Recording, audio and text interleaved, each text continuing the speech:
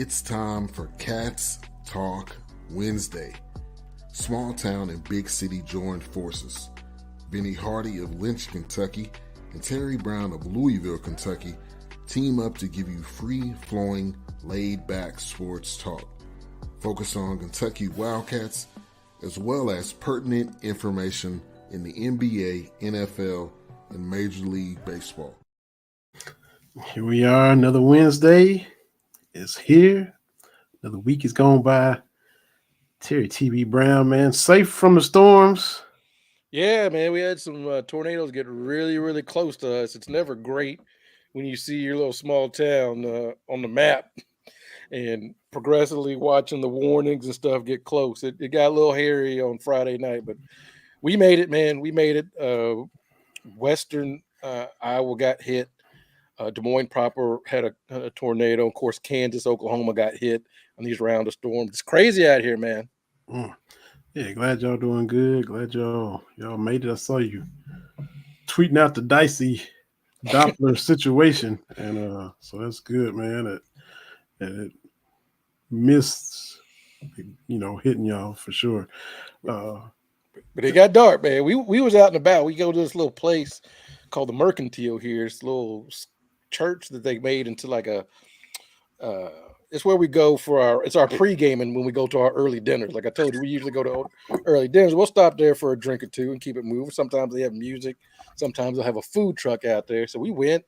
They had some old guys playing some music, but they had this taco truck that we like. And I'm sitting here watching, and it's getting darker and darker and darker. And I'm like, well, this ain't great. And then, boop, everybody's phone start beeping. I was like, well, we got to go now. We got to go hunker down in the basement, and we were able to do that. So that's good. Yeah, that's good. That's good. So we're back in here for another episode of Cats Talk Wednesday on the BS3 Network, BS3TVLive.com.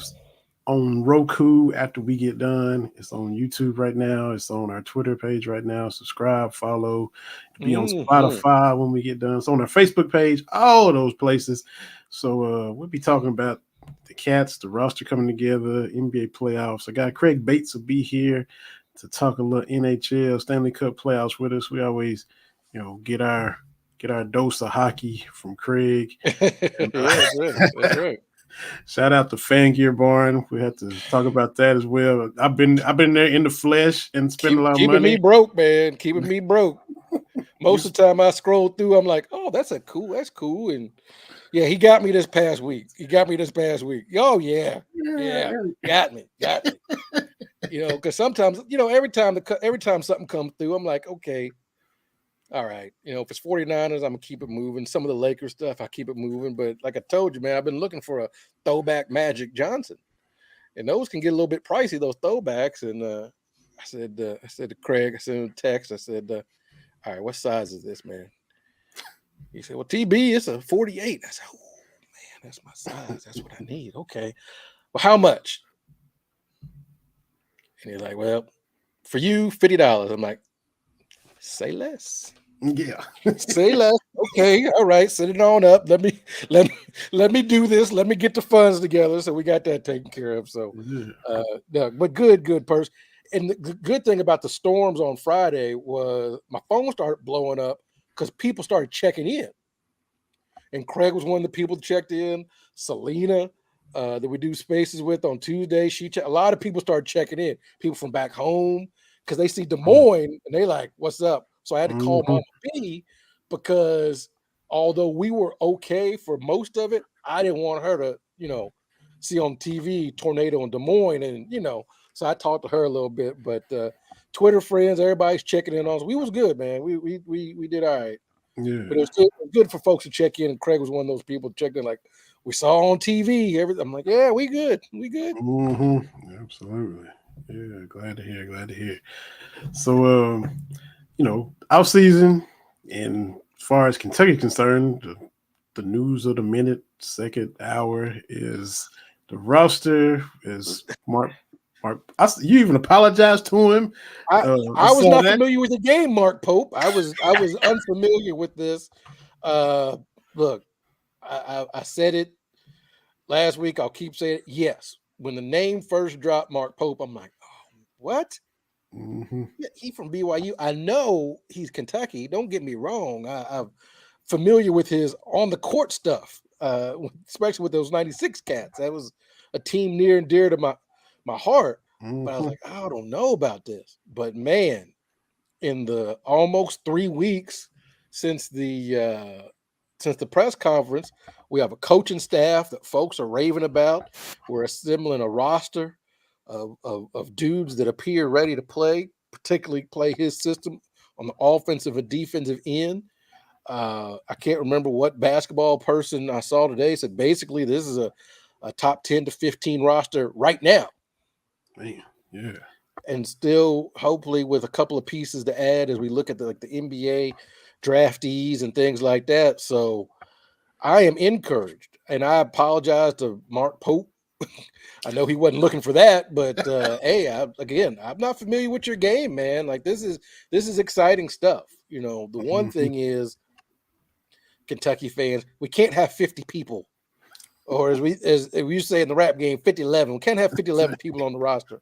And so there's so many ways that you can build a program and build a roster, right? For the last 15 years, we were used to Coach Cal just saying, I'm going to get the best dudes I can get, and we'll figure it out.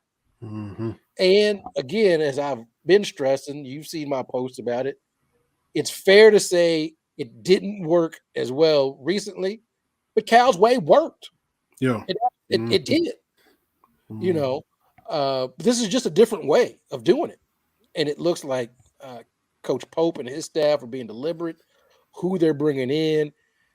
And a lot of it's about fit, right? We have seen, particularly the last couple of seasons under Calic, it's really important to get pieces that fit.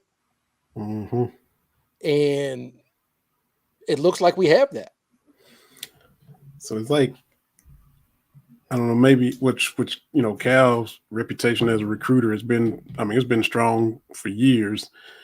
And get the best players, and then every year we'll figure it out. We'll figure out how we got to play.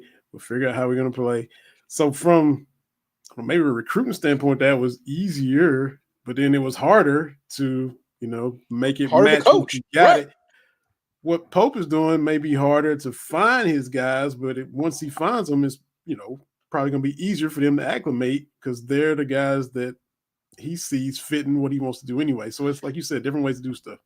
And times change, right? Like I've said, longtime listeners know I'm a Lakers fan. We'll talk about that, right? But the Lakers' philosophy since the Minneapolis days was give us the two of the top 10 in the league, and we'll figure it out. Mm-hmm. And it has been remarkably successful to get to 17 championships doing it that way, right? Mm-hmm. However, it's fair to say that LeBron and AD have been two of the top 10 these last few seasons, and yet 8 seed, 7 seed, playing games,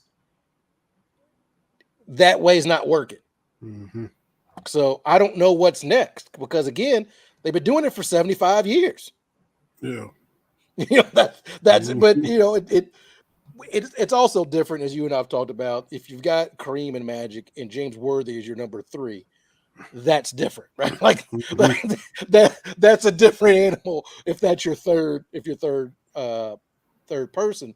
But the one thing we talked about this on Spaces, with Cal, I don't know what it is that people want Cal to be humble or he had too much of an ego. I've never met anybody in charge of anything that's had a modicum of success that doesn't have a little bit of an ego. You're looking at college basketball coaches. I know Dawn Staley hits the right notes, but she's confident in what she can do, right? You know what I'm saying? Bill Self is confident in what he can do. We've seen Dan Hurley; he's confident in what he can do. So, but the biggest thing is, and this is what struck me the most about Cal, was how slow he was to change when the landscape changed. Mm-hmm.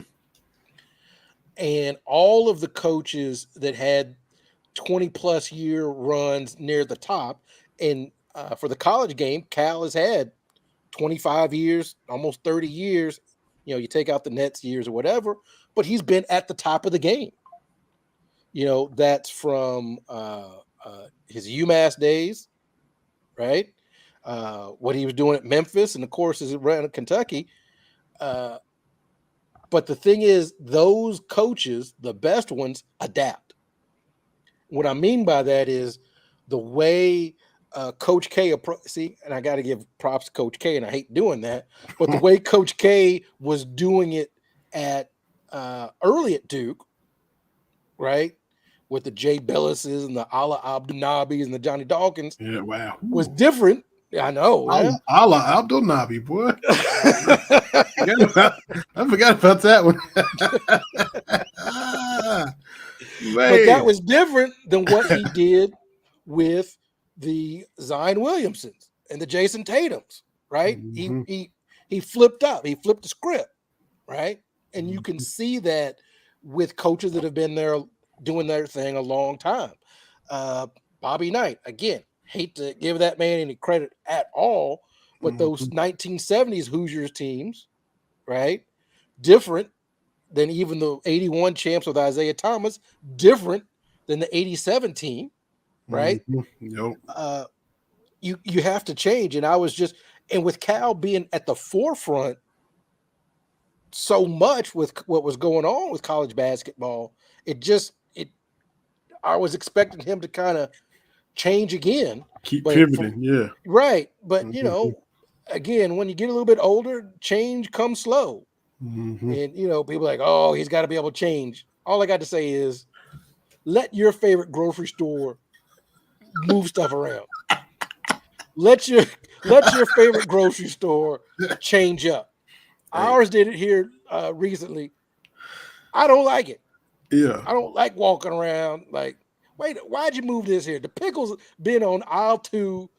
What are we doing this for? Yeah. Right? So we talk about, oh, you got to be quick to change. We ain't quick to change. That's true. We ain't quick. We can be quick to say other people who need to change when it ain't us.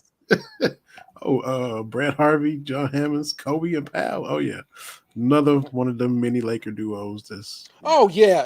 I'm not going to go through all the Lakers ones because when I talk about my favorite Lakers championship teams, there's so many for me to choose from. Yeah, I know it.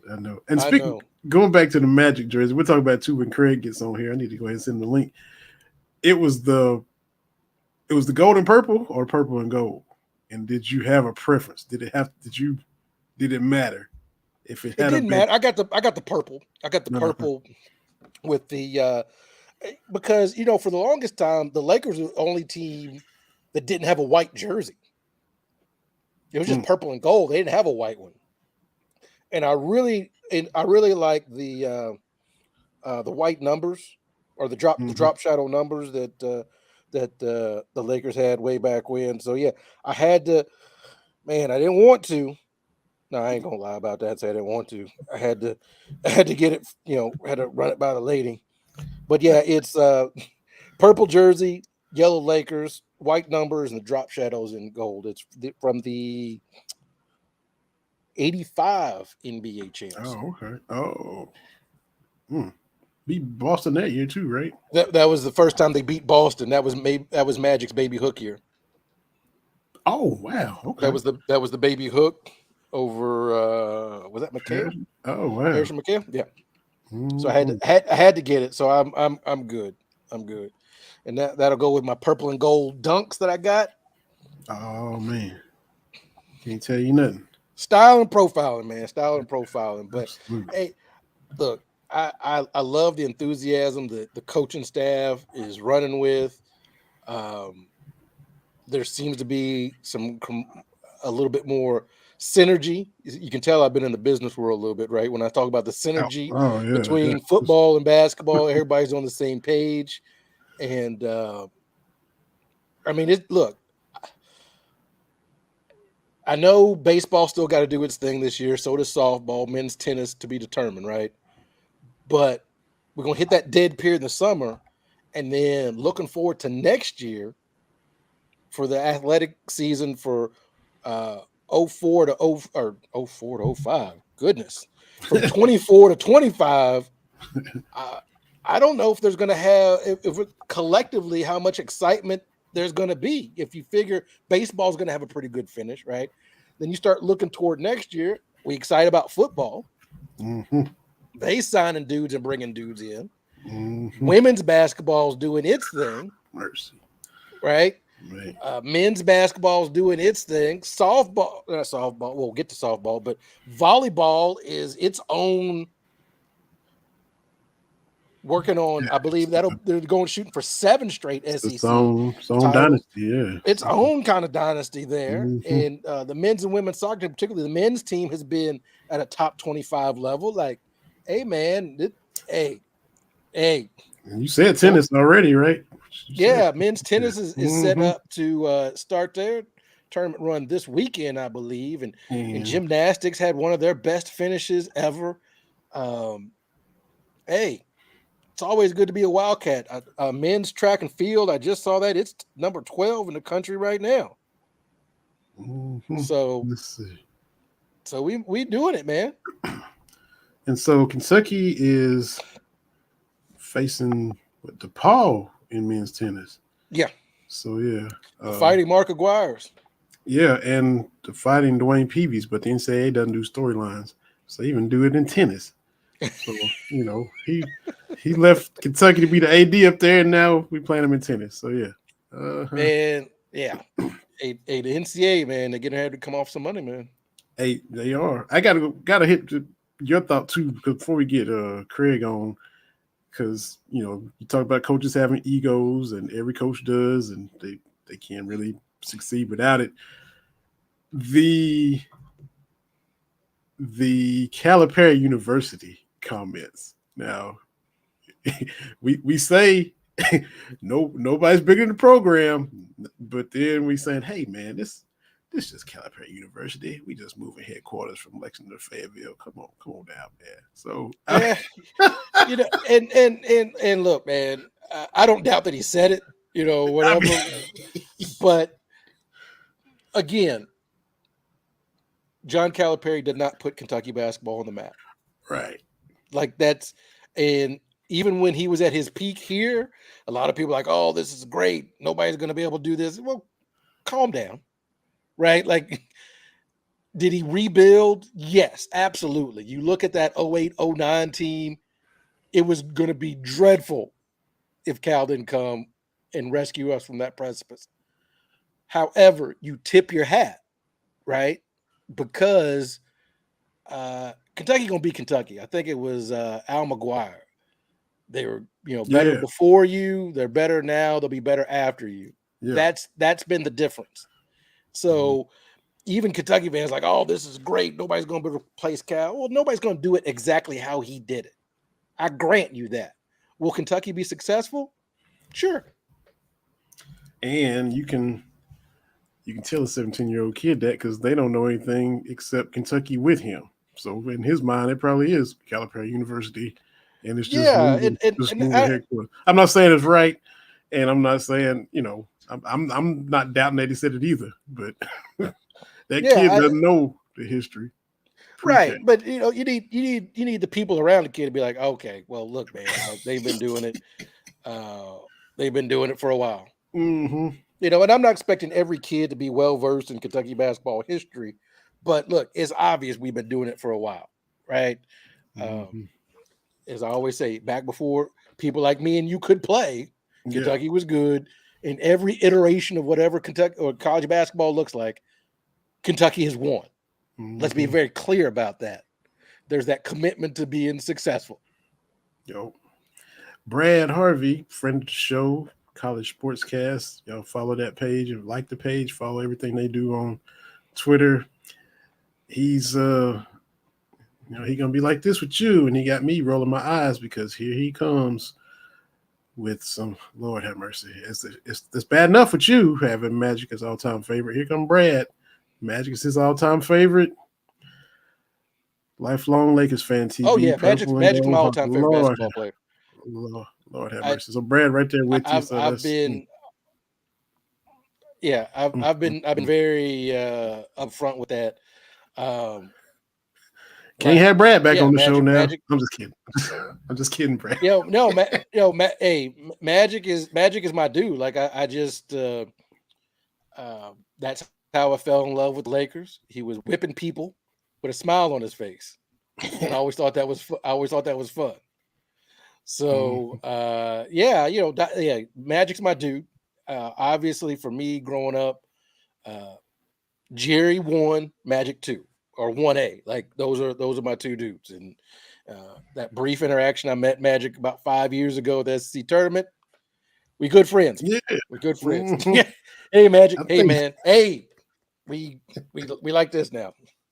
I think your phone was probably blowing up because as soon as I saw he was there and you was covering it, I was like, man, Magic there.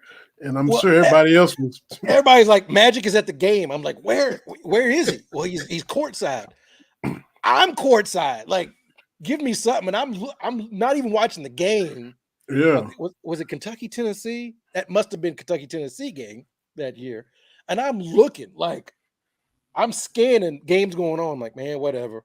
And I went to the media room right before halftime and just ran to him in the hallway because he's like the sun, and all these people were just around him. Plus he's 6'9", so I just see this group, and I said, "Hey, Magic," and he said, "Hey, man, all right, good stuff." So yeah, I'm excited about my Magic stuff. We got Craig coming on. I sent him the link, and I'm okay. Trying to see, he should be coming in a minute. But yeah, so look, for right now, I'm excited about I'm not keeping up with every kid in the portal. I don't really know all the names of the guys that we have signed.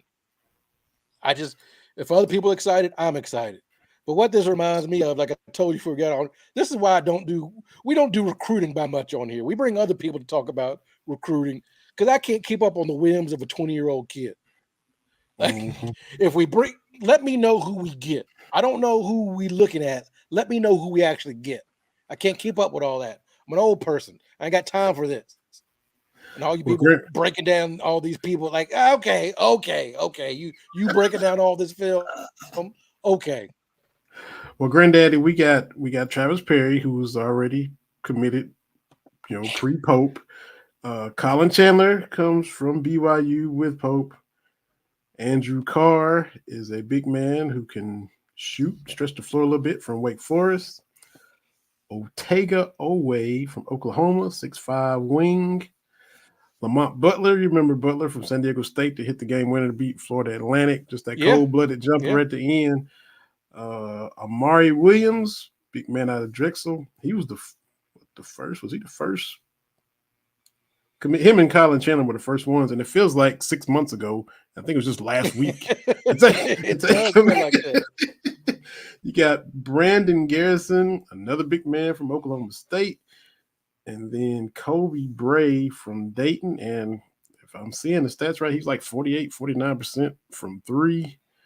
And then got some shooters. Yeah, the kid from West Virginia, Kerr Kriisa. I think he was at Arizona as well. I remember seeing him. I watched some random Arizona game, and I remember seeing him on there. But I think he's the latest, most recent addition. And I like the fact, this staff is all of them on Twitter. Alvin Brooks III from Baylor on Twitter. Cody Feger is on there with the boom. And Mark Pope is all over Lexington, everywhere, meeting recruits personally, people taking pictures of him all around Lexington. These dudes are everywhere. They in the jet, they in Lexington, they flying here, they flying there. They putting in work. And they get it because they're interacting and look. I'm hard on the Kentucky fans. I'm a little hard on them, but man, when things are rolling and going good, just give them little nuggets. Make the boom a thing. The same way Yahtzee is a thing on the football side. Just Yahtzee, and it's like, oh, who is it? And so we know something's coming. I seen Vince Merrill tweeting Boom. I'm like, he taking Yeah, man. homeboys stuff. I'm like, are we gonna just intermingle the Booms and the Yahtzees and just I don't know. But Well, everybody on the fun, same though. page now, so we gonna get this. We gonna get this taken care of. There it is. But it's look, hey, we moving in the right direction on everything, man. The best part is some of these announcements are coming out of the blue. I think the Oklahoma State kid, I didn't hear anything about him until he signed. And I like that because you know how everybody tracking planes, and we're a bunch of detectives. Real G's moving sounds like lasagna. Yeah, as Lil Wayne used to say. It's got to be that way. They zigging when everybody think they're gonna zag, and they talking to dudes nobody even knows about, and then boom. And so just let them do their thing, and hey, yeah. So I trust the staff, but the thing is, we knew that whenever Coach Cal stepped down, this was going to be how it was going to go, right?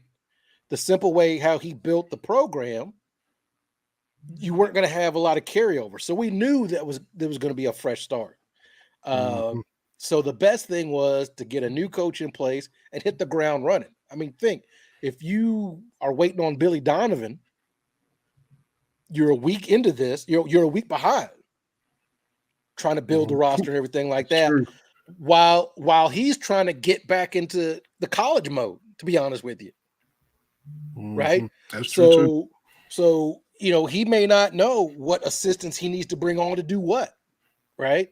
And so you're trying to do that in a condensed time frame. So I was wrong. I don't usually say it. Well, I'm not usually wrong. Uh-oh. Yeah, I know. You sound like somebody that used to be at Lexington. I was wrong once. It was 1978. I was lying.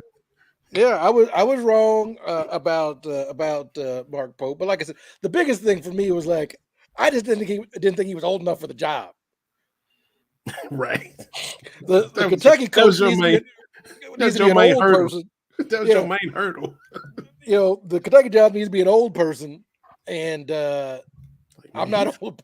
Like, he's 51. He can't be having this job yet. Oh, wait. Oh. Yeah, and I'm doing the math. I'm like, oh, that's right. Because I'm like, we was at school together. Mm-hmm. And I'm like, oh, that's right. Yeah. Same way I couldn't believe Reed was doing his thing, because I was like, I had a class with Jeff way back when. And I'm like, yeah, you got a kid, freshman in college? And my wife reminded me, well, I got a senior in high school. She's going to be a freshman just next year. Yeah. Mm-hmm. So... We will.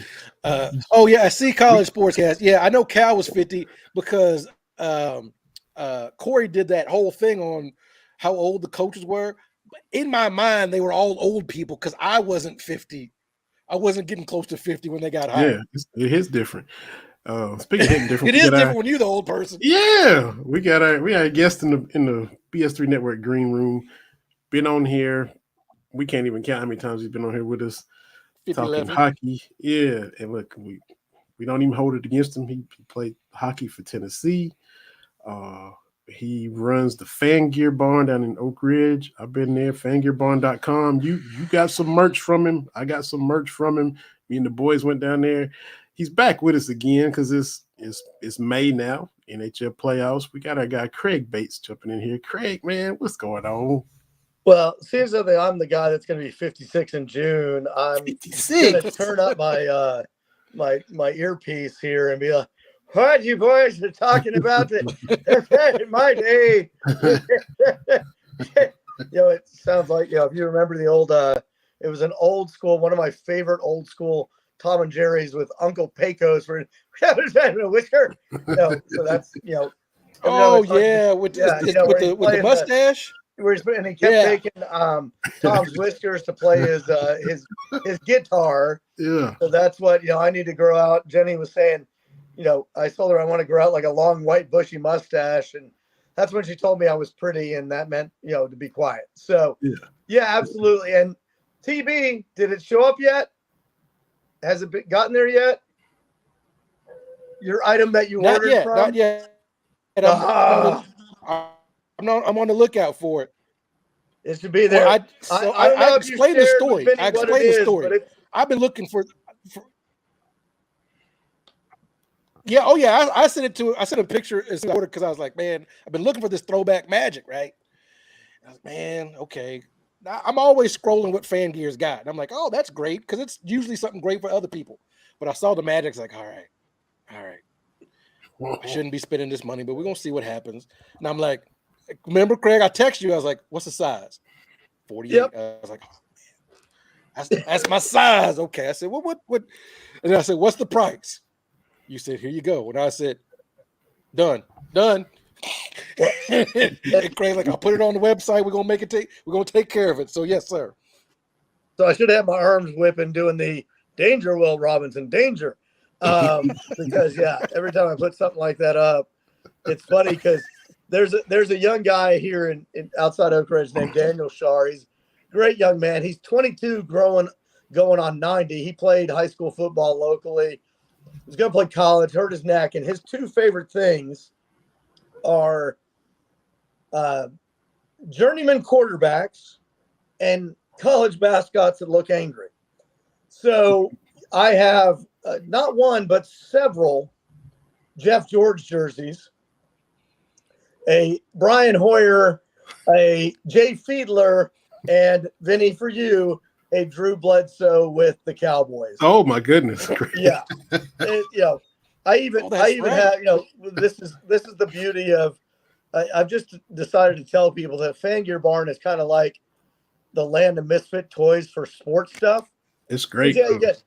I have a Steve Berline Jaguars jersey. Yeah, he played 1 year, but apparently they made a jersey, and I may have bought the only one.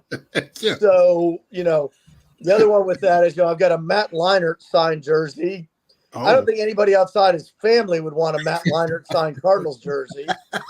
So if Matt Leinert's family's watching this, I got the hookup. Let's go. So, but as you said, it's May. It's Stanley Cup playoffs time.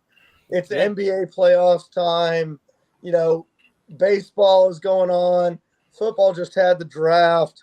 It's as close. October to me is the most wonderful time of the year because college football, NFL, NHL, NBA, baseball playoffs. This time of year is not bad either.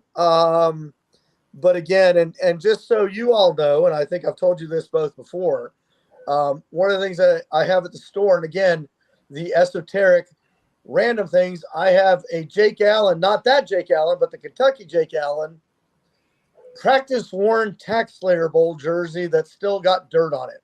Oh, Josh Why Allen. do I have these things? I don't know. I sound just like Jenny. Why do you have these things, Craig? But I'm like, when it comes to stuff like this, I'm like the little dog Doug in Up. Ooh, squirrel. If I say, oh, Jake Allen, dirty jersey. Hey, I got it. Yeah. So this is what winds up. So if I serve as a warning to others, I'm good with that. You know what I mean? I'm fine with that. So I got to come back down there, man. Oh yeah. I mean, there's again, it's just it's more of a why was this created? My favorite thing there, and I'll send you guys a picture of it, was the old starting lineup with Jeff George with the Falcons. Not only does he have the adult film star mustache, but they have short practice shorts on him. Oh boy. Yeah, it's disturbing on several levels. And I could just hear, he's older now. Grandpa, do you have anything from when you played? No, I don't. Yeah. Don't look up starting lineup because it's just disturbing. But again, like I said, NBA playoffs going on, NHL playoffs going on. I'm glad to say that when they get on social media, people do these whole things where they mark themselves safe as TB with the tornadoes and everything else.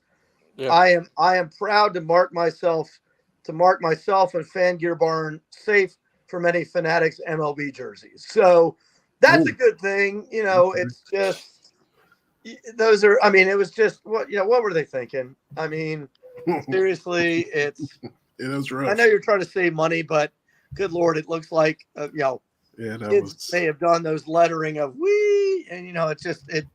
You remember even though I can't stand the Yankees because my dad was with the Reds, the Yankees pinstripes. You got these classic jerseys, the Cubs classic jerseys, that everybody's. And then now it looks like it was created by a 4-year-old, which the way Fanatics works, that could actually be the truth. I mean, Sorry, Fanatics. Yeah. But again, if they're watching, I'm kidding. Don't get my friends in trouble here. But anyway, again, it's still that same way of it's ridiculous. So your Rangers swept Washington, and they have Carolina next. Carolina knocked out that other New York team from Long Island. Oh yeah, and I know somewhere, friend of the show Jimmy Hickok's watching, going, I was waiting how long to see I made fun of his Islanders. But when you lose a 3-0 lead in the third, it doesn't behoove you, to use my thesaurus, it doesn't behoove you to win the rest of the series when you drop a 3-0 lead. Yeah. Although the Preds did it the other day. They were up 3-1 with 4 minutes to go, lost in overtime, but then they came back and won last night. So, but that's the thing. And I think that's the way, not with everybody, but as a Rangers fan, it absolutely terrifies me that they've played so well at the end of the season and in the first round, because being a Rangers fan, and for the longest time being a Cubs fan, being other teams' fans, was just waiting for them to break your heart. Kind of where I'm at with the Rangers right now. They kind of, what was that old line about? I try to, was it Pacino and Godfather? I try and get out, and they pull me back in. Pull me right back in. Yeah, and I'm going, they look pretty good. No, don't do it. Don't. It's like being a Rangers fan is like being a Stockholm Syndrome person. I mean, it's just, oh God, it's painful, because you're like, man, they may actually be really good this year. They might do well. Don't believe it. Oh, they swept the Caps. Okay, I've got 10% belief, but they're still going to hurt me. If they get to the finals, you guys may see a news story about somebody spontaneously combusting, Grid. It's going to be me, because I, honest to God, I'm like, don't believe in them. But that was kind of the thing we were talking about. The old thing with the Rangers was when they won the Cup in '94, the big thing was, the Islanders, all the other teams used to chant 1940 at them, because they hadn't won a Cup since 1940. 54 years they won a Cup. We're at 30 years now. I'm like, it's gaining on it, and it's making, and when you were talking about, Pope, I went to school with him.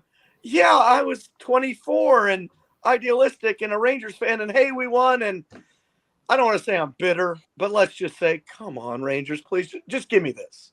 I mean, I don't ask for much. Just give me this, an opportunity to win another Cup. So the greatest shirt I ever saw, and I actually bought one for me and my late father, when the Rangers won Game 7 against the Canucks in '94, there was a guy holding a sign up that said, "Now I can die in peace."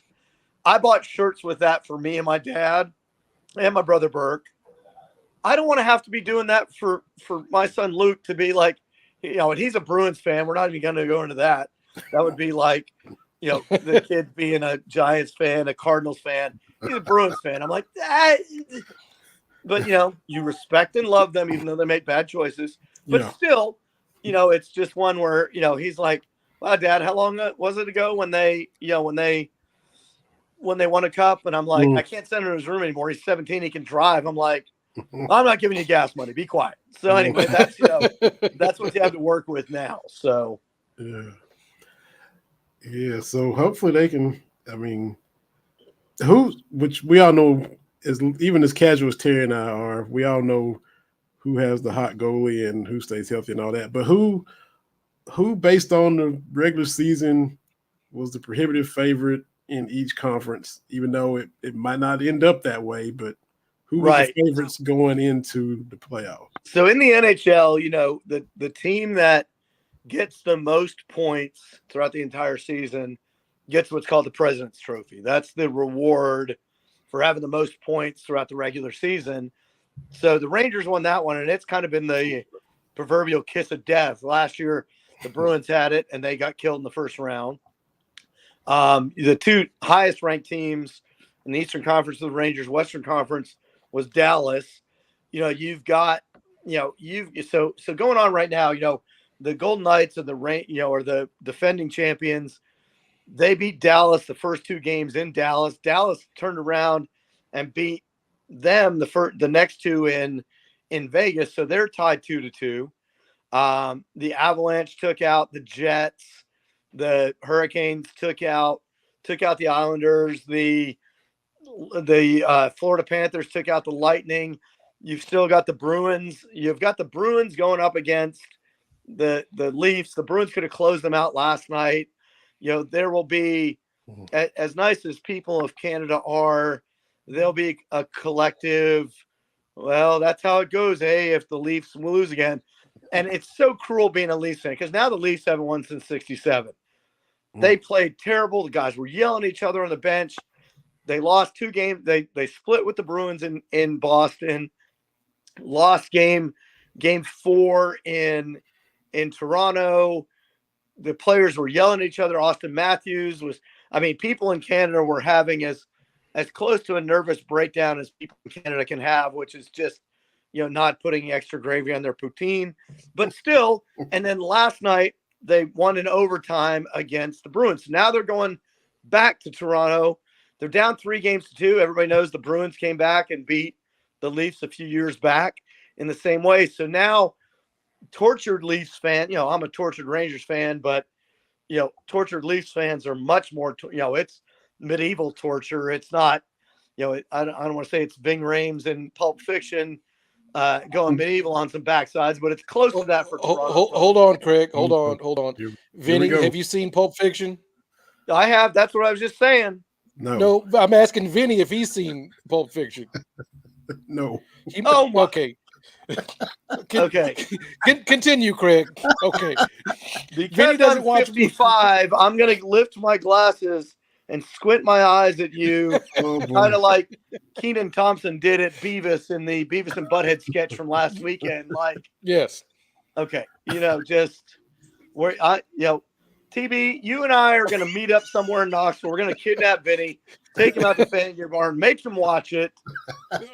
He's got a lot of movies to watch. You're using that as a cultural touchstone, but Vinny doesn't get it because he hasn't seen the movie. See, now Vinny's making my eye twitch watching the Rangers. You're under enough stress already. I was going to say, apologies, Craig. Please continue. My train of thought is now boarding at the station. Let's be honest. But the tortured. So I won't say Ving Rhames anymore because Vinny is disappointed both me and TB here. I do know who he is. I know who he is. Oh my Lord! There's so many references I'm about to spout out now. Good Lord! He knows of Ving Rhames. Yeah. All right. All right. Did you see that thing? That was my soul leaving my body. Oh because boy. I'm just like, there's a great gif I always use of Nathan Fillion where he goes, and that's kind of my mental preparation here right now. So anyway, tortured Leafs fans, not medieval, but tortured Leafs fans are getting their hopes up because now it's like 3-2. Now, okay, I'm opening the can of worms again. Vinny, have you seen Dumb and Dumber? Yeah, I've seen that one. Okay, so when Jim Carrey says, so you're saying there's a chance. Okay, we're all on the same page. That's what the Leafs fans are saying now. So you're saying there's a chance, and it would be such a Leafs thing for them to get hope up by winning in Boston and then coming home to Toronto and losing. Oh. But again, even more so would be tying it 3-3 and then losing in Boston. So it's going to be, so going back to your whole thing, the thing that I think is going to be the best barometer, last year, the Florida Panthers made it all the way to the Stanley Cup final. They lost to the Golden Knights, but they leaned on Sergei Bobrovsky. And I'll have to send you both Jay and Dan that used to be on, were on TSN Canada. They went to Fox Sports and went back to TSN Canada. They would do a running joke about Bobrovsky. But he has played for the Panthers just out of his mind. And he made some saves that, reminds me of the old Dominic Hasek days. So they're going to play the winner of the Bruins-Leafs series. Rangers are going to play the Canes. I think it's going to be a great series. I think both series are going to be great. You're looking out west, you've got Connor McDavid doing Connor McDavid things. You've got the Avs have already moved through. They beat Winnipeg. That first Winnipeg Avs game was crazy. It was like 4-3 at the end of the first period. The Avs are putting things together. So, you got Dallas and Golden Knights even up. You've got teams that are kind of, the Kings are hanging with the Oilers. I could see the Oilers going all the way through. The Lightning are already out. So, I think to me, the big thing is going to be who rides, just as you said, Ben, whoever rides that hot goaltender. Right now for the Rangers, Shesterkin's playing well. Mika Zibanejad and Chris Kreider and, Rempe, who, if you guys have watched hockey casually, so I'll ask you both, have you heard of this Matt Rempe kid? Yes. Playing for the Rangers. Mm-hmm. The one that's 6'8", without skates on. And he's actually playing well. He's a fourth liner. The old Paul Bissonnette, Biz Nasty fourth line guys are just out there to cause a ruckus. I was personally a fourth line guy, so I get that as well. But I realized that, if I was playing against him, I'd be lucky if I came to his armpit. I'm 5'8", 5'9". Mm-hmm. I would be looking up at him and like, hey, don't hurt me too much. But it's setting up well for, like I said, it'll probably, I don't know if the Bruins will be in it. I kind of hope they will, just so that the collective sigh from Canada will be a nice cold front to cool us down before it gets too hot for the summertime. But out west, it's kind of a crapshoot with the Oilers, with the different teams that are out there. It's going to be the Canucks could have closed out the Preds. They didn't, so they're coming back to Nashville for Game 6. So do I think Nashville – everybody has a chance in the playoffs. Do I think they have a realistic chance? No, the Canucks are a pretty good team. But stranger things have happened. So, I think that's the beauty of Stanley Cup hockey is you get a hot goalie, you get some guys, if somebody gets hurt, you guys do anything else. That was a interview I saw today with Matthew Tkachuk, who now plays with the Panthers, was talking about playing last year with a fractured sternum through the playoffs, all the way through the Stanley Cup final. It's, in hockey, if a guy has a broken leg, it's a lower body injury. If he's got a fractured sternum, it's an upper body injury. Nobody really says anything about it. So, it's one of those things that makes it. But again, it all comes down to who gets hurt the least and, who has the hot goalie. And that's what we're looking at again this year. Now, McDavid, you mentioned him, and I saw a little piece. I don't know if it was on SportsCenter, a little feature, just a little clip about him. And they were basically saying he was on his way to being one of the all-time greats, even if he doesn't win a Stanley Cup. Do you see him already in that I do territory? He has done a lot to really raise them. But again, the problem with the Oilers is, they've got, so to give you an idea, like I said, Edmonton can close out the Kings tonight. They're up 3-1. Vegas, Dallas, Game 5. Whoever wins that one's up 3-2. Tomorrow night, Boston, Toronto. McDavid is one of those players. He is, everybody talks about the guys that changed the game. Every sport talks about that. The person that changed the game. Bobby Orr, back in the day, changed how defensemen would play. Defensemen would always stay back, wouldn't jump into play. Bobby Orr did things that nobody ever seen before for the Bruins till his knees got blown out. Gretzky, same way. And McDavid is the same way. He has, and even to some extent, Connor Bedard, the kid that was just drafted, the number 1 pick that played really well this year for the Blackhawks. They all, you look at this kid, Bedard, at 18 years old, and he's doing things that, the people haven't done before. And he's 8. I was like, you can't even go out and get a drink, and then I was going to make a Corey Perry and his mom joke, but we're just going to slide right by that one. But, the thing with it is seeing out. So to me, I think McDavid does have the pedigree to be a Hall of Famer if he retired tomorrow. Yes, it's always going to be that thing with He didn't win a Stanley Cup. Cough, cough, Dan Marino. But it's still one for him. He is. I've actually seen him play in person, and to watch the speed that he has is just. I don't want to say it's ungodly, but that's as someone who's slow and more of a pugilist sort of person, it'd be great to watch him skate right by me because I couldn't even. I'd have to throw my stick at him and hopefully hit his feet to catch up with him. But that was even in my younger days. Trust me. So is he faster than? He does have the pedigree to do that. Is he faster than Sergei Fedorov? That was the fast guy. Even I knew him from back in the day. Sergei Fedorov, that dude's fast. Oh, yeah. With the white Nike skates. I mean, he's faster than him. Oh yes, he is. Okay. I mean, when they do the fastest skater stuff, and to give you an idea, when they're clocking McDavid, I've seen him go 38, 39 miles an hour on skates, going that fast, and it's absurd. And so, and he has that vision. And again, he's been playing since he's 18. I think, I think he's like, 8, 9 years in the league. He's 28 years old, 29 years old. And he's already had this much time in the league. And so that's the big thing is the Oilers have always they've always had guys around him. They've always had terrible goaltending. They've never had enough complementary pieces. I mean, I think the Oilers could make a run this year. But again, it all comes down to goalie, and they don't have a goalie on the same level as a Shesterkin, as on a Bobrovsky. Some of the other goalies are out there. They just don't have them on the same level, and I think that's always been the Achilles heel for the Oilers.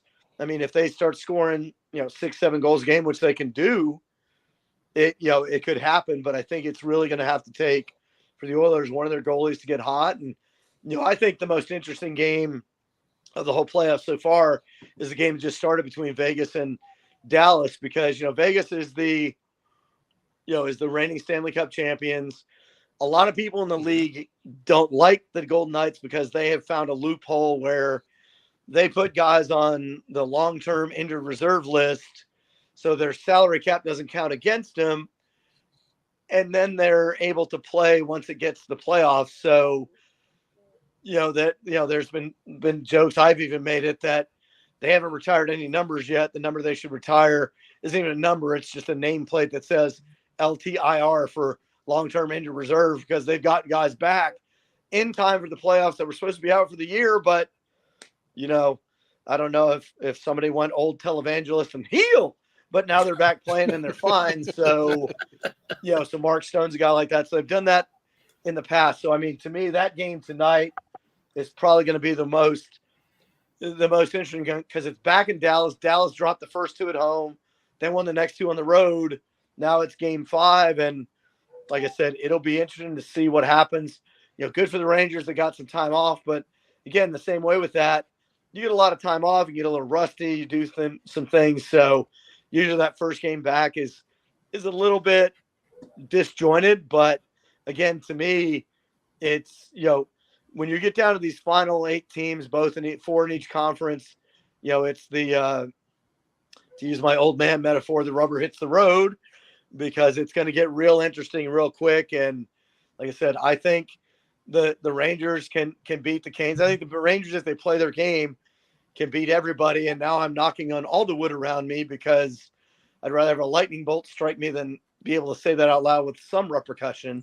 But I mean, I think it's, if you had to ask me right now, I mean, I could see a Rangers Oilers final. But I mean, it would be good for the NHL to have McDavid, just to have people see, because he plays in Edmonton. I mean, they don't really get that much primetime stuff, and they've, and he literally is a generational talent. Bedard is the next generational talent, but I think casual fans watching the things that he can do, thinking about doing that on skates while you're going 30 plus miles an hour is insane to think about for folks at times. I got to ask you one last thing, and this is going back, but that that Mike Legg play, the Michigan, where this is TB. We talked last week about how, Sports Center, how big it was back in the 90s, how prominent it was. Mm-hmm. Oh, yeah. Where, he picks up the puck like it's, magnetized. Were you being a hockey guy? Because I still watch it and like, how in the world had you seen that before he did it? Had you all tried to do that kind of stuff? Or was this kind of blowing y'all's mind when you saw him pull that off? This 97 or something like that. Yeah, just your thoughts on that whole Michigan thing. So for me, I'll tell you the quick story. Back in the late 90s, and this is just a quick story. I played a season of pro roller hockey, and this was getting $25 a game, everything else, and at the end of the season, you have the end of the season meeting with the coach, and the kids that I've coached, all the kids I've coached, I've always told this story because I tell them, don't ever think you're all that, because it's the end of the season meeting with the coach. The coach played in the East Coast Hockey League, played ice hockey high level, and he's telling me, Batesy, I love having, I won't be as colorful as he was, but I love having guys like you on my team. I tell you to hit people, I tell you to do this, I tell you to do that. You do it. Glue guys, love having you on my team. I was like, wow, thinking good about myself. Thanks, coach. And he goes, but roller hockey is about speed and hands. You don't have either one. Thanks for playing with us. So, I've never been that guy that has, I never even thought of doing it. So when the Michigan goal first happened, and I don't know if you guys saw it, they did a really cool story on ESPN a month or less ago about how it changed hockey. Yeah. And so, they were talking to Mike Legg about it. So, guys in practice, they mess around, do stuff, everything else. And of course, somebody had done it before, but nobody had really done it in a game. And in that story, Legg had talked about, there was a guy that he was doing a camp with that showed him how to do it. The funny part about it, it's one of those things with, I don't want to say the unwritten rules. Everybody knows it in baseball. You don't watch your home runs. You don't do this other thing. After Legg did that, nobody really did it in the NHL because you knew if you did that, somebody was going to take you out. It's, it's that. And to me, it's one of the problems that the NHL is finally starting to get away from is, not that, the old term, because I'm old, is, showboating kind of thing. You're showing people up, you're doing this, that, and the other thing. In hockey, you wouldn't dare do that in the NHL because somebody would just clean your clock. And, now Luke, who's playing, Josie, who's playing hockey, or, my kids are playing hockey, they'll mess around with it and do it in practice and stuff like that. I've not seen a kid try and do it in the game because everybody kind of knows now. Now, in the last few years, there's kids that have TikToks and God, I sounded old. There's kids with the TikToks and, and the videos out there doing that. We're old folks here. To watch to me. What? Craig frozen. With everything they've got going on with these tricks. And those, so in the last couple of years, there's been a couple guys that have done it. Guy for the Hurricanes. I think one of the guys, Sonny, oh God, I can't remember his last name, but he did it. So it's starting to get a little bit more, it's still not totally cool. And now people know what to do about it. But yeah, to me, that was, guy landing on the moon kind of a thing. Cause yeah, people have done it in practice, but nobody ever actually seen it in a game before. Mm-hmm.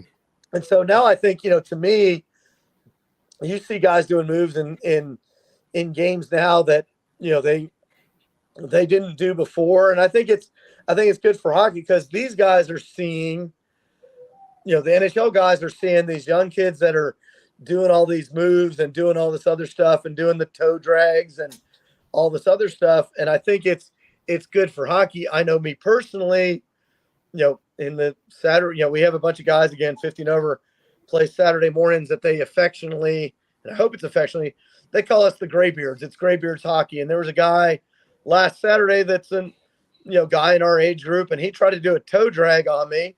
So I just pushed him down. I'm like, no, you're not doing that to me.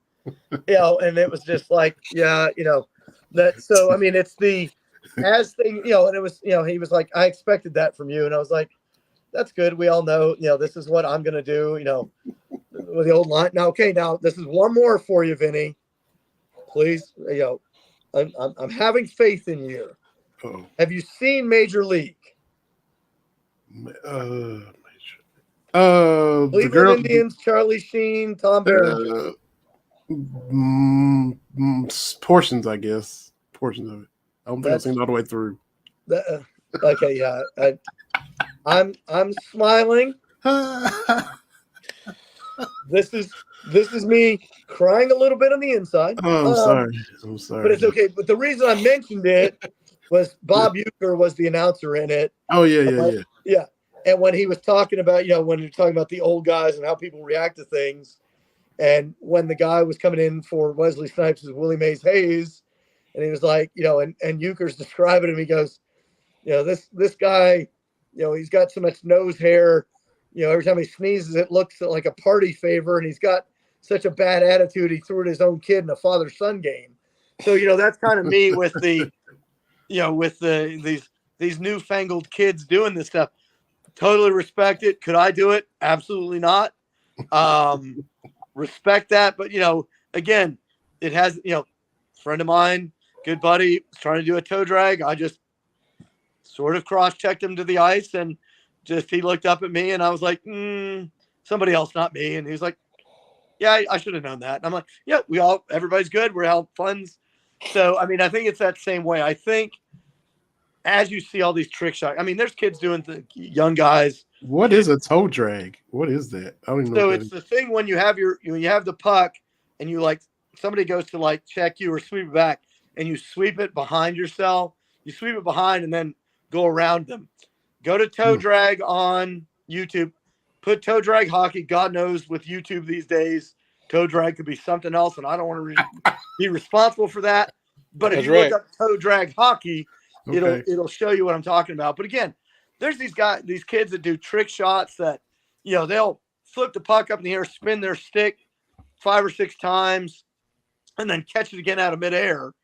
I look at it going, that's amazing. And if you did that on the ice in front of me, I'd knock you down. But, that's the whole thing is that's, there's things that people can do these days, that just, and, they get on TikTok, but you may have done it playing around in practice, but you've never done it, where, it didn't used to be where everybody could see it. And now with the Mike Legg thing, everybody's tried it at least once.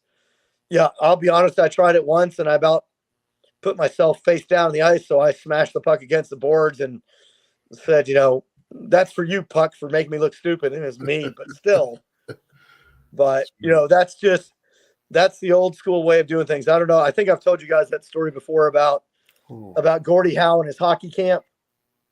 Mm-hmm. Yeah. Where, he nailed the puck to the end of it. Yeah. That's old time hockey. That's, but again, I think it's great for hockey. I think it's great for baseball that guys are staring at, doing, bat flips and staring at it. In football, it's been going on a lot longer. I'm old enough to remember as a Giants fan how much I hated the Redskins fun bunch. But I mean, it's starting to get back a little bit. Basketball too. I mean, you get guys posterizing guys, and Elijah Wan doing his. I mean, the finger. I mean, to me, as long as it doesn't get stupid, I think it's great. I mean, you need, and hockey is, of the 4 major sports, hockey is the most vanilla personality a lot of the time. So it's good to see these guys getting out there and showing that, the sport is fun. It's, it's enjoyable to play hockey, and it's enjoyable to do what you're doing. So, go out there and have fun with it, but also realize there's some old school people that will, try and take your head off as you come across the middle. But, but hey, if you got a cool TikTok video out of it, sweet. So, that's the trade-off. Thank you for coming on and educating us and getting us up to speed. And, I just saw what that toe drag is now. So you always teach us something, Craig, every single time. That's as long as you got the right one, I did. That's the most important thing. Yeah.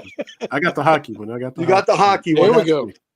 Quick sidebar story. I've told you both, I'm working another job as an e-commerce guy, and we had to talk about ourselves. And I said I was born in Manassas, Virginia, home of Battle of Bull Run and Lorena Bobbitt. Please don't look that up. And somebody looked it up, and I was like, I told you not to look that up. So if you don't know what that is, Vinny, Don't look it up because it's bad. Yes, real bad. Yes, TB, you know what that is? Yeah. See, yeah, yeah. So That was, if you noticed, there was a whole lot of cringing from the men folk. So we're just gonna leave it at that and just leave it there. So that's right. Appreciate you, man. Everybody, always my friends. Absolutely a blessing to every time I come on, and it's good to see my friends and watch the show and see how great of a job you're doing. And TB, I'm waiting to hear when that arrives what you think about it. And Vinny, listen, if it will, Vinny, TB and I will come up with a safe word. If we kidnap you and bring you to Fan Gear Barn to make you watch movies you should be watching, there you go. TB and I will work out the safe word. It'll just be, Pulp Fiction. It'll be, we'll have a safe word. It might be Pope. I don't know. Kentucky one. There you go. There you go. But Vinny's missing out on a lot. I think it's not going to be like Star Wars, Clockwork Orange, where we're going to force your eyes open. But big buckets of popcorn.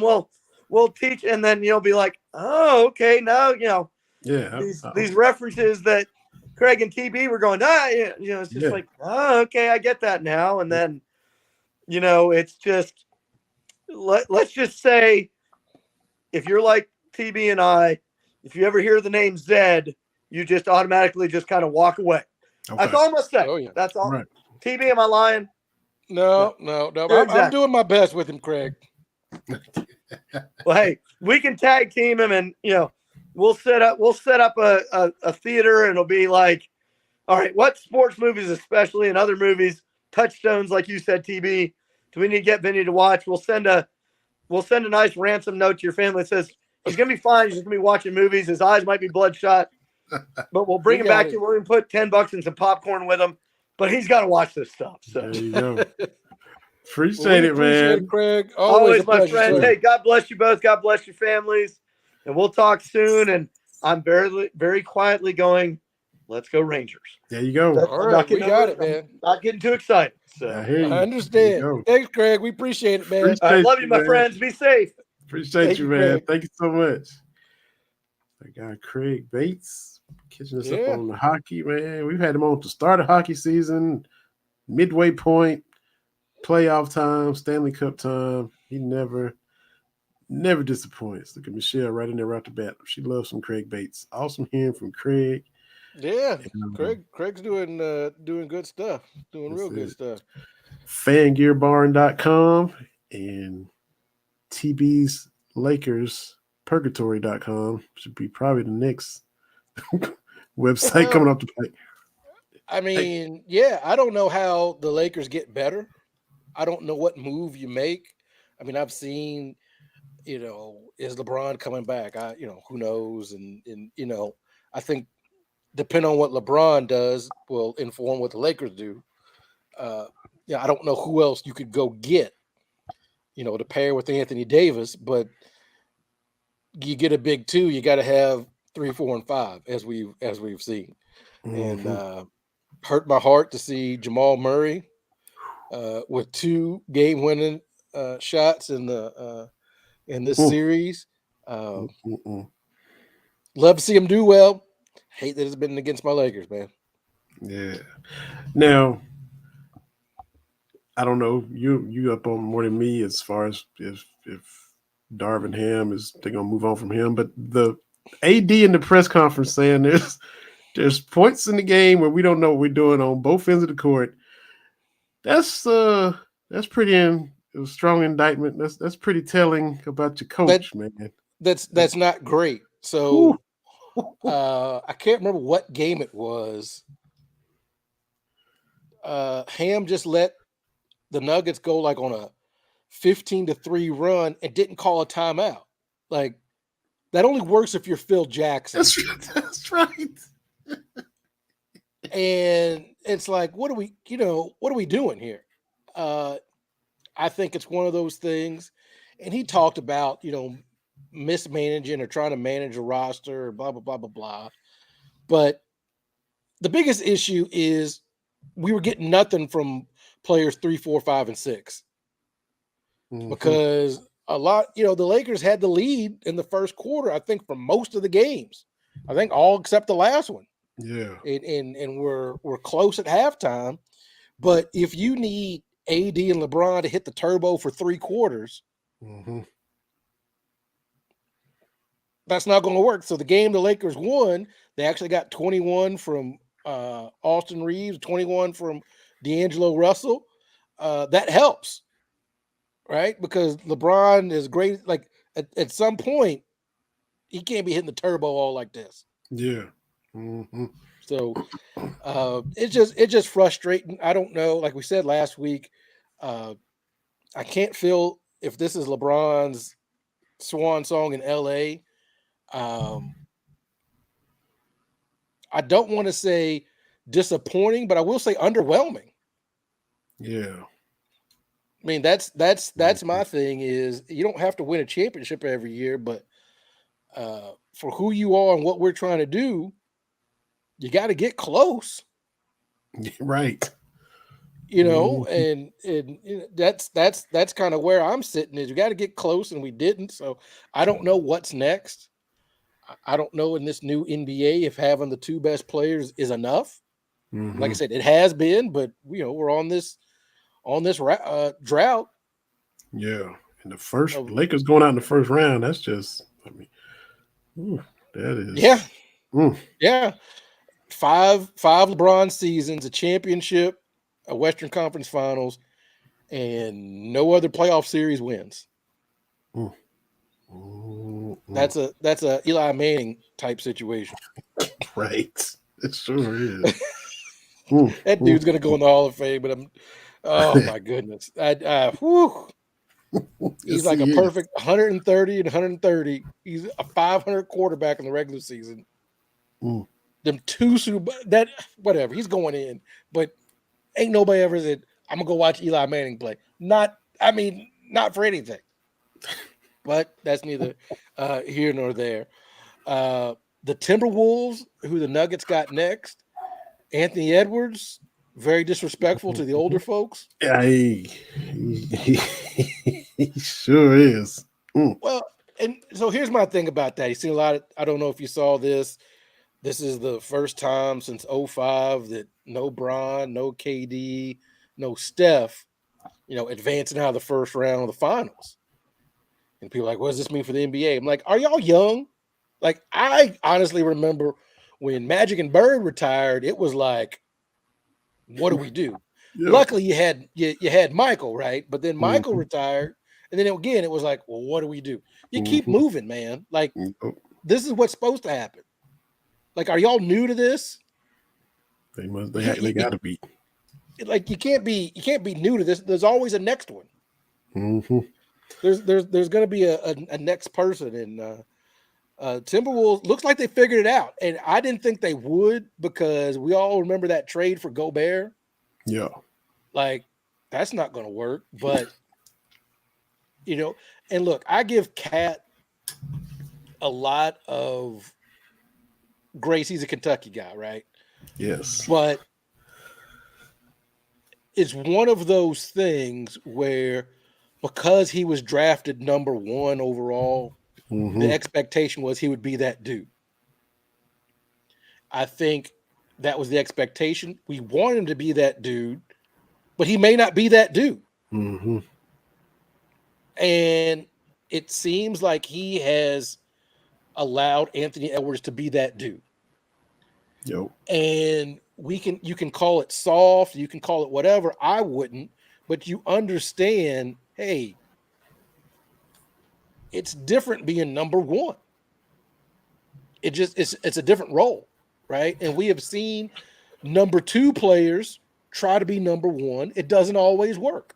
I don't know.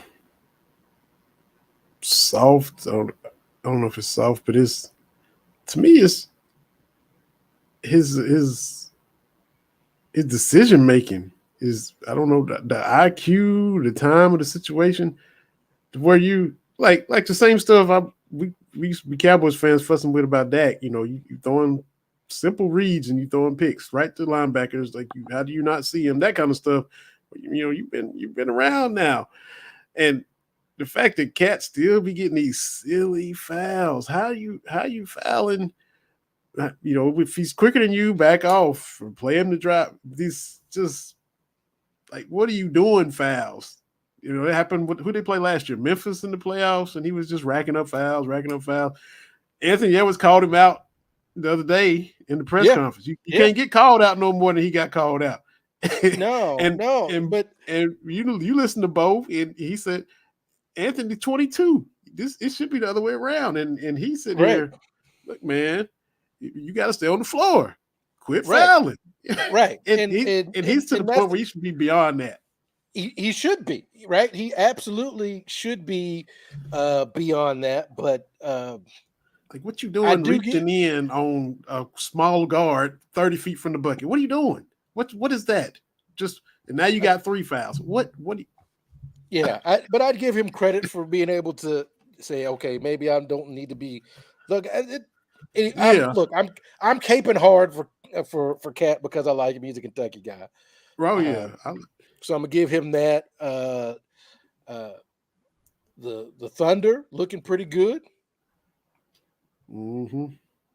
Oh, but look, the thing about that, the Suns are completely underwhelming. Like, we knew this was going to happen. There was no point guard. Yeah. And at any point on offense, you have to ask one of these other guys to play pretend point guard, and it doesn't work. Booker Beal trying to be the facilitator. And, and it doesn't work. That was a flawed big three from the jump. Well, they barely won 45 games or something. It was a 6 seed, and all this star power, and it just wasn't placed right. Like we talked about with the way Mark Pope's doing, you got to make a roster that makes sense. Yeah. However you try to do it, the pieces have to fit. Mm-hmm. And that's the way it is with Denver. Like, hey, Jokic going to be Jokic, right? Like, he is not going to stress too much about being, he's going to just it's a death by 1,000 cuts. That dude ain't running fast. He ain't jumping high. How is he putting up 30 points, 20 rebounds, and 10? How is this happening, right? Like, nothing about him suggests he should be able to do this.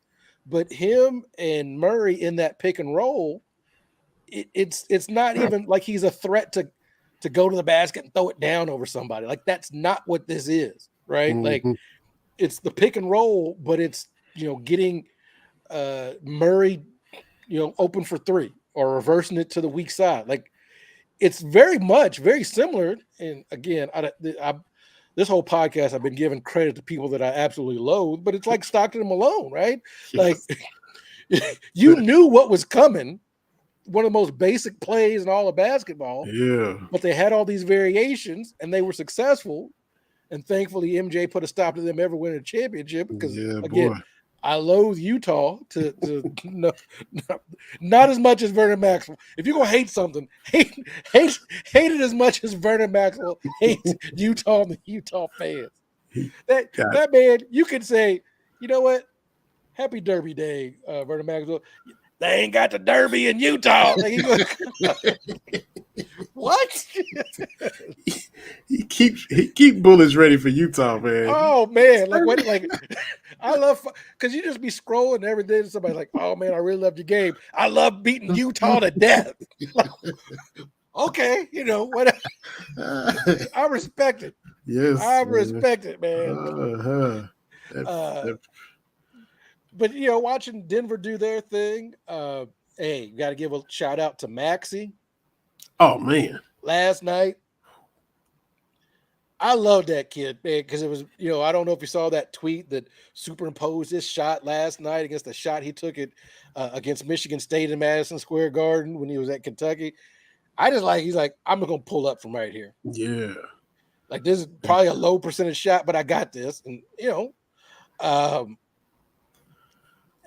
Philadelphia is going to be a big what if, right? We're going to look back and someone as good as Embiid is, his whole career is a what if.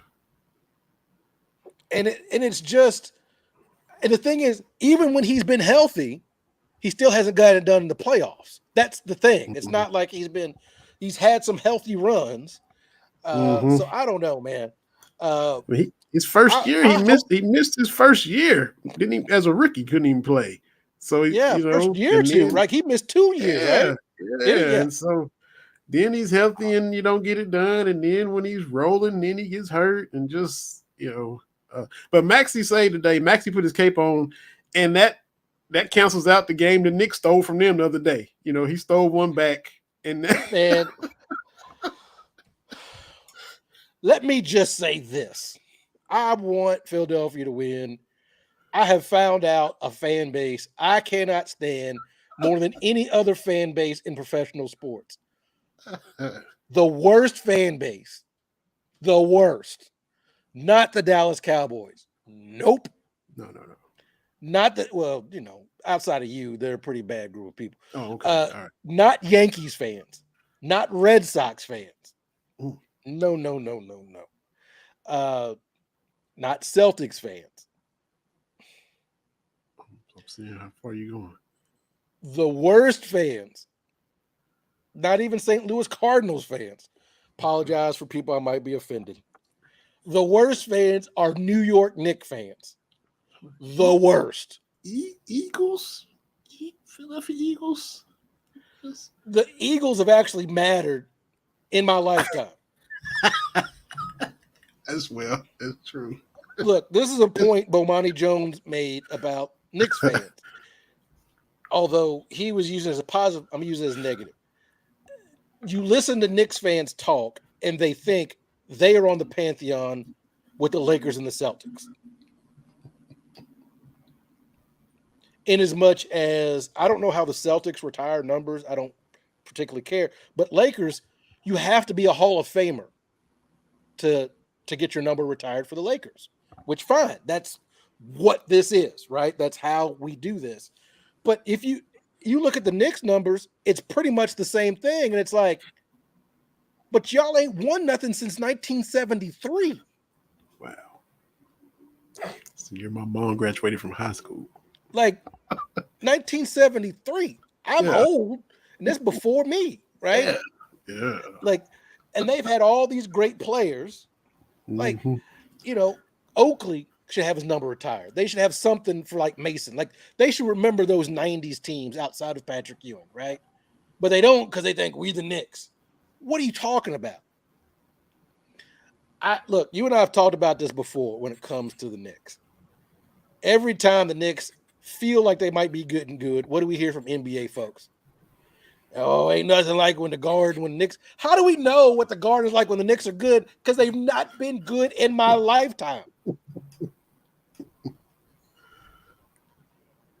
That's true. So I tip my hat to Akeem Olajuwon and those 94 Rockets because Knicks fans would have been even more insufferable. And with the Spurs in 99. Tip my hat to Tim Duncan and the Spurs in 99, that strike shortened season. Great. I don't like Knicks fans. I don't like them. I like at least Yankees fans.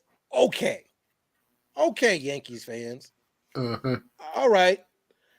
Eagles fans, again, I don't want to step on toes, objectively terrible as a whole, but they have been to the playoffs. No disrespect, Courtney Harden. The Knicks just getting back to the playoffs with regularity. Is this the first time they made back-to-back playoffs since the 90s? Wow. I mean, I'm whatever. It doesn't make any difference. They haven't been to the finals since 1999. So that's before Y2K. Who you dislike more, Knicks fans or Bengals fans? You really try to get me in trouble talking about Bengals fans, man. You really try to get me canceled about the Bengals. Like, come on, man. Come on now, Bengals fans. Again, I know Boss Man chopped that up, had it all over. I saw it on Facebook, TikTok, and Instagram. I did that one. I was like, I'm gonna clip this right here. Oh, yeah, man. Try to get Bengals fans mad at me. My point stands.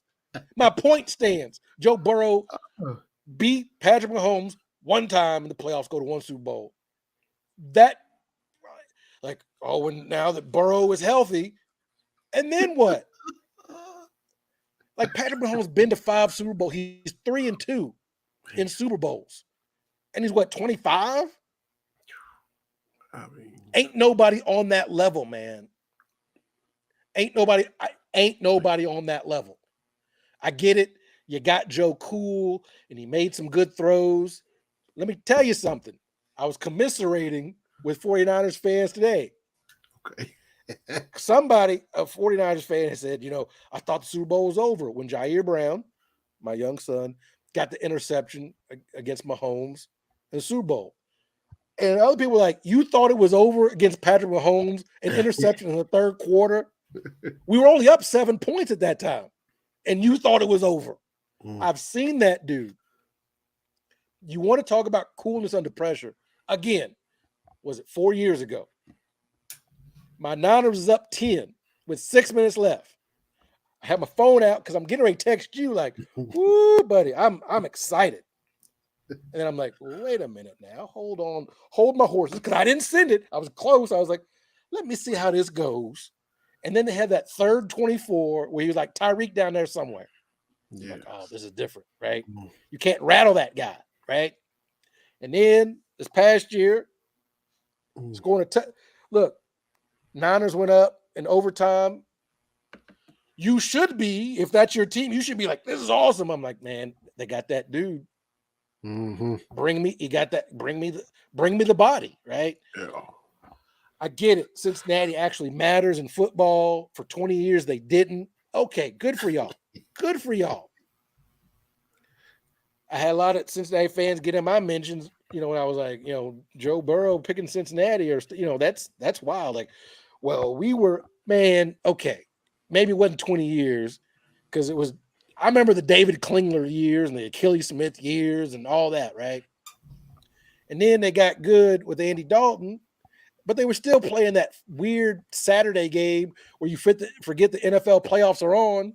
You remember, like 4 out of 5 years, it was like the Bengals and the Texans on that weird Saturday, like a 6 Eastern game. Like, oh, that's right. It's during bowl season. You forget the NFL's playing. I'm saying, like, oh, that's right. And it's like the NBC, like, C team. Like, who is this talking? It's not Chris Collinsworth. My bad, Cincinnati fans. You're right. Yeah. So I get it. Yeah, man. But the Knicks, yeah.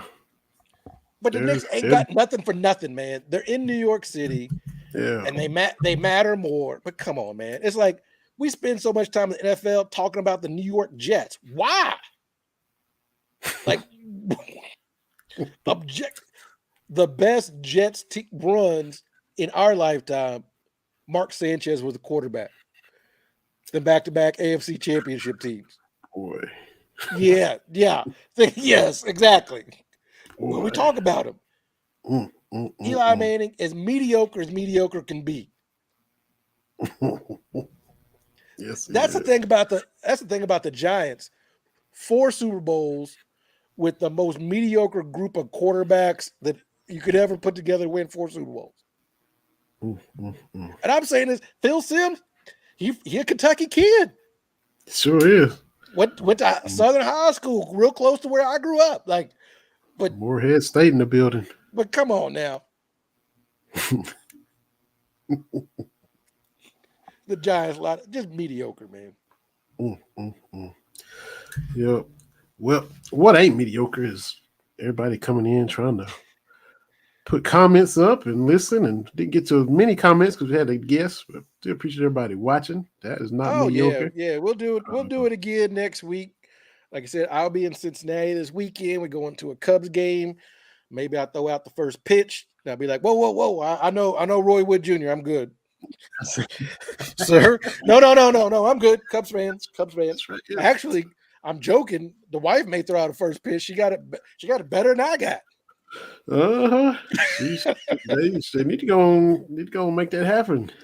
Because that's Cubs royalty right there. She gonna be like, you hold my purse. Yeah, she like, hold my purse. All right. Like I told you in camp, sometimes you got to be the Pips and let your wife be Gladys. That's right. Let her get her shine on. That's a little Cubs royalty. She is for sure. Yeah. Well, y'all be safe heading down there. Hopefully they'll get a W in the win column. Yeah, playing the hated Brewers. Okay. I was joking about bringing a Brewers hat, and the look she gave me was like, if you want to. Yeah, you ain't about to. Yeah, you ain't. Well, the funny thing is, two of my hats have been banished for yard work only. That's the Cardinals and the Reds. Yeah. That's yard work only. Mm-hmm. So you see me cut my grass. That's what I got. Yeah. Get all sweaty and just, you know how them hats are when you sweat them up. That's oh, yeah. Yeah, you can't. They at the kids' table of hats. They've been demoted. They outside.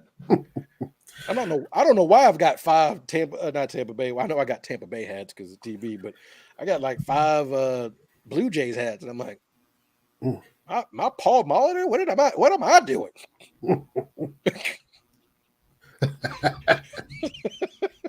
Oh man. Well, man, we appreciate it. Had fun. Yeah. Appreciate Craig coming on. Appreciate everybody watching. Be back next week, and we'll see what happens with basketball and football in these playoffs, because TB and I are big NBA guys. But y'all keep on checking out the Autograph app, and if you download it, tell them you heard about it on Cast Talk Wednesday. You get all your UK content in one place. You can earn points and get a chance to win swag and merch and discounted tickets and all that stuff. So go download the Autograph app, and you'll be doing what you already do. Listen to podcasts, read articles. It's all consolidated right there.